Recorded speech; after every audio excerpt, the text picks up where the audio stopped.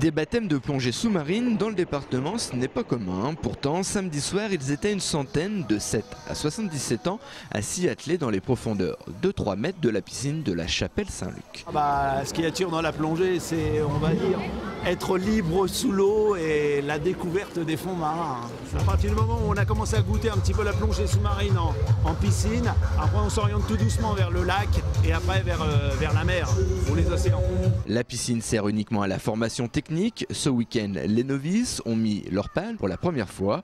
Une découverte de 5 minutes sous l'eau. Donc ils apprennent à respirer, à regarder l'environnement.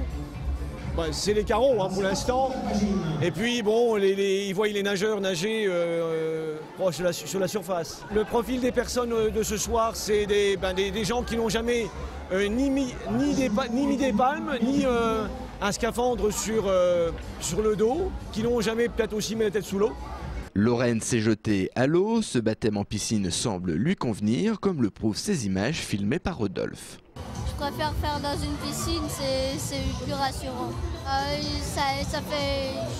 Je me sens bizarre, c'est la première fois donc ça fait un peu peur au début. C'est franchement énorme, en dessous j'arrive pas à trop m'imaginer en fait. Après ces premiers balbutiements aquatiques, ceux qui le voudront pourront rejoindre l'un des 6 clubs de plongée au bois et leurs 470 adhérents. La plupart continuent l'exercice en avril dans les eaux des lacs de la Forêt d'Orient.